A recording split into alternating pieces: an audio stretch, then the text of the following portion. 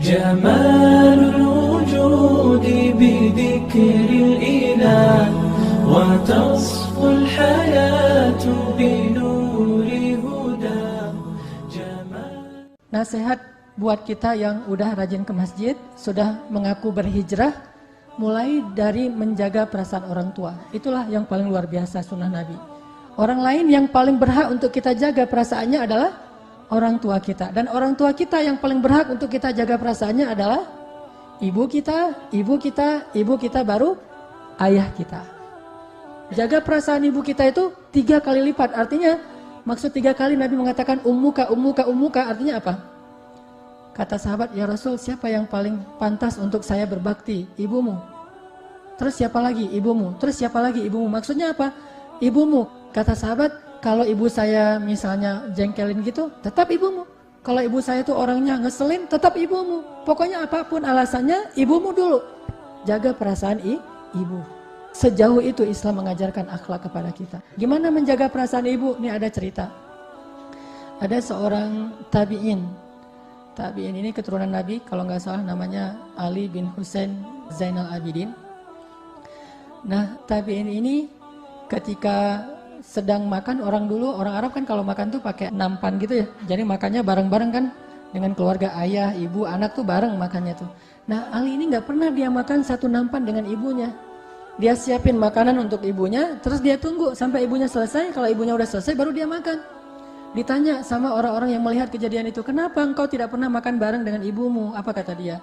Saya khawatir ketika saya sedang makan bareng dengan ibu saya mengambil bagian dari roti yang ibu saya sebetulnya menginginkan itu. Tapi udah ada di tangan saya, sehingga ibu saya merasa harus ngalah demi saya. Ibu saya merasa ingin tapi nggak tersalurkan dan segala macam. Saya nggak mau itu terjadi. Gara-gara makan bareng dengan ibu, terus saya mengambil bagian daging, bagian roti, bagian nasi yang ibu saya menginginkan itu. Jadi mending saya diam aja, tunggu aja dulu. Yang mana ibu saya suka, dia biarin makan sepuasnya. Sebegitunya sahabat menjaga perasaan ibu mereka. Ada lagi tuh seorang ulama lagi ceramah kayak gini. Ulama besar loh. Bukan sekedar ulama kecil-kecilan di satu masjid, ini ulama besar di zamannya, sekelas dengan Imam Malik. Ulama besar lagi ngajar di masjid dan muridnya banyak banget dan dia sangat dihormati, bahkan banyak dari muridnya itu ulama juga. Lagi ngajar di masjid, sore-sore gitu, tiba-tiba ibunya, karena rumahnya dekat dengan masjid, ibunya keluar terus manggil-manggil dia. Katakanlah misalnya nama ulama ini Syekh Muhammad gitu ya. Muhammad dipanggil sama ibunya, langsung dia berdiri. Ya ibu gitu. Ya Muhammad, kata ibunya, kasih makan ayam. Disuruh kasih makan ayam di belakang. Bukan, ya Muhammad beli obat buat ibu sakit. Kalau itu kan penting. Ya Muhammad siapin makanan buat ibu. Ya Muhammad masak air, ibu mau mandi, kan itu penting ya. Ini gak penting banget perintahnya, kasih makan ayam. Coba, apakah Syekh ini mengatakan, ya ibu sebentar ya, ini lagi ngajar nih, ini lebih penting daripada ngasih makan ayam? Gak ada. Ibu sebentar lagi ya, tunggu sampai selesai. Ibu saya lagi di dalam masjid segala macam, enggak. Ketika ibunya manggil, ya Muhammad, ya ibu, kasih makan ayam. Oh ya, langsung lari. Tinggalkan murid-muridnya, majelis taklim, langsung nyari ayam-ayamnya dikumpulin, kasih makan, sampai selesai baru balik lagi ke dalam taklim. Sebegitu mereka menjaga perasaan. Gak mau mengatakan entar sama sekali. Kenapa? Kalimat entar itu mereka khawatirkan akan mengganggu perasaan ibunya. Itu sunnah Nabi banget. Jaga perasaan. Sekarang kita ngakunya udah rajin ke masjid, sudah sering ikut taklim, dan yang luar biasa lagi kita komitmen mau berhijrah. Salah satu hijrah yang harus kita benar-benar kuatkan itu adalah hijrah akhlak. Dan tunjukkan itu bahwa kita udah berubah. Hijrah itu kan perubahan, shift, bergeser dari yang dulu. Mungkin banyak salah, sekarang memperbaiki diri. Hijrah akhlak, berubah. Akhlaknya dulu kita sama orang tua kita, kalau dipanggil cuek gitu, acuh tak acuh nggak jelas. Sekarang kalau dipanggil oleh ibu kita miskon, langsung kita telepon. Atau ibu kita SMS, langsung kita datang. Ibu kita panggil, langsung kita hadir. Apapun yang diinginkan oleh ibu kita, nggak ada yang lebih penting daripada ibu. Bahkan sholat sunnah sekalipun. Ada seorang ulama sedang sholat sunnah, ibunya ketok pintu, manggil namanya Muhammad gitu. Dia dalam sholat sunnahnya mikir gini, sholat ibu, yang mana nih yang harus dipilih? Dia lagi sholat sunnah, bukan sholat wajib.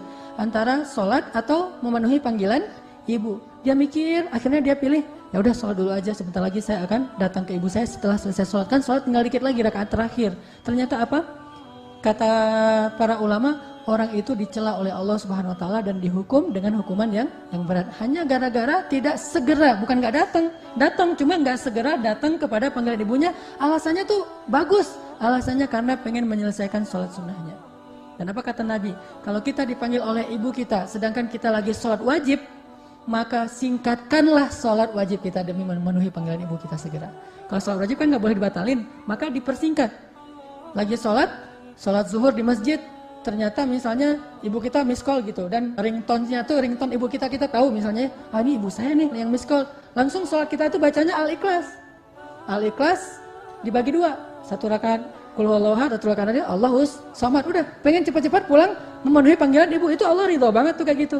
Jangan bilang, lebih mementingkan ibu daripada Allah. Bukan, justru Allah yang nyuruh kita mementingkan ibu daripada Allah sendiri. Coba, kayak gimana Allah menghargai perasaan seorang ibu. Maka seorang anak itu kata Allah, fala taqul lahuma uff.